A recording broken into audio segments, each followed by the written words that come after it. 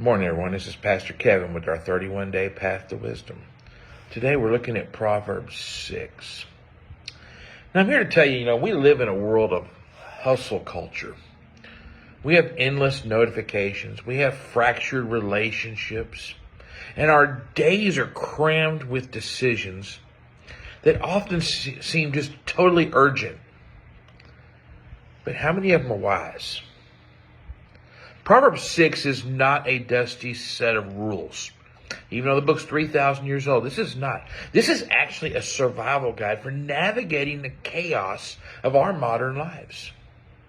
So let's break down some truths here that shouts to the generation that we live in. The first one is stop co-signing chaos. Have you ever said yes to something out of obligation, only to regret it later? Chapter 1 opens with a warning.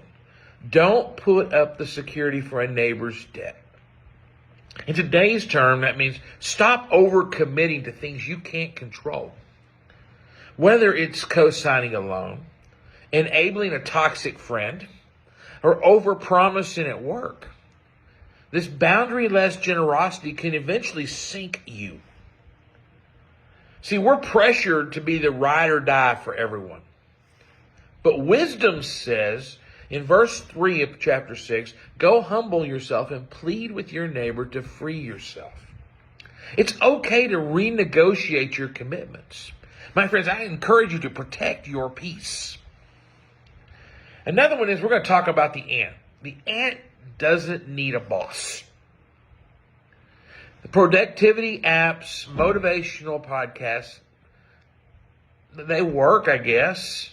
But meanwhile, we're drowning in TikTok scrolls. We're binge watching left and right. And procrastination disguised as self-care is not helping us. Solomon's warning is brutal. It says laziness is cute, but it's a pipeline to poverty. So if you look at that in our context, hustle isn't about 24/7 grind. It's about intentionality. It's about being intentional. It's automating your savings. It's tackling that side project. It's fixing the leaky roof before it rains.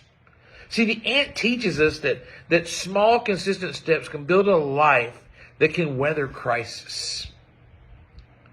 The next one we're going to talk about cancel culture because it starts with you. Verse 19 says, God hates a person who stirs up conflict in the community. Does it sound familiar? See, we've turned gossip into entertainment, outrage into a viral sport. From Twitter wars to group chats, we tend to tear down others, and we've normalized toxicity. But the challenge here is that what if we were to cancel the versions of ourselves that thrive on drama? What if we were to delete that shady DM? Refuse to share that juicy rumor? Replace sarcasm, which is really hard for me sometimes, with a little bit of kindness. See, integrity is not just about avoiding lies, my friends. It's about pursuing your peace actively. Next one is don't play with fire. And the chapter ends with a warning about adultery. But let's zoom out a little bit. It's really about the cost of selfish choices. See, cheating on a partner, betraying a friend's trust, or cutting ethical corners are all like playing with fire. See, we live in a culture that romanticizes risk. The favorite phrase is YOLO, right? So you only live once, right? But Proverbs says every choice has consequences. Whether that's an emotional affair, it's not harmless. Whether that's a shady business deal, it'll eventually cost you more than you think it will. See, wisdom begs us to ask if this temporary thrill is worth my legacy. So to close, Proverbs isn't about shaming us, my friends. It's about freeing us. Imagine a life unburdened by debt, regret, relational wreckage, self-sabotage. That's the promise that's here.